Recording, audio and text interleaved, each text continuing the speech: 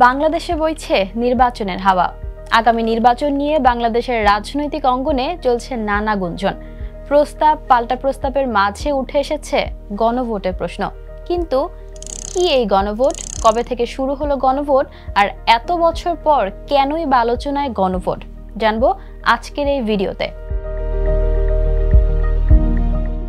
গণভোট এমন এক প্রক্রিয়া যেখানে জনগণ সরাসরি ভোট দেওয়ার মাধ্যমে জাতীয় গুরুত্বপূর্ণ কোনো বিষয়ে তাদের মতামত প্রকাশ করে, যা গণতান্ত্রিক শাসন ব্যবস্থায় একটি গুরুত্বপূর্ণ মাধ্যম হিসেবে ধরা হয়। সাধারণত সংবিধান সংশোধন, আইন প্রণয়ন বা রাজনৈতিক সংকট নিরসনের ক্ষেত্রে হ্যাঁ অথবা না ভোটের মাধ্যমে গণভোট অনুষ্ঠিত হয়।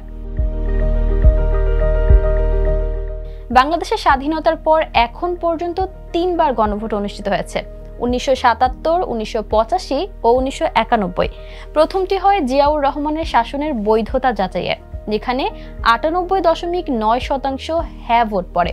দ্বিতীয়টি হয়েছে 1885 সালে এরশাদের শাসন বৈধতা যাচাইয়ে, যেখানে 94.5% হ্যাঁ ভোট পায়।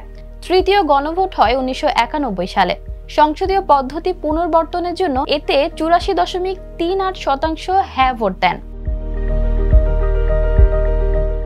উল্লেখ্য, 2011 সালে আওয়ামী লীগ সরকার সংবিধান থেকে গণভোট বিধান বাতিল করে দেয়। 2024 সালের রাজনৈতিক পট পরিবর্তনের পর বিষয়টি আবার আলোচনায় আসে।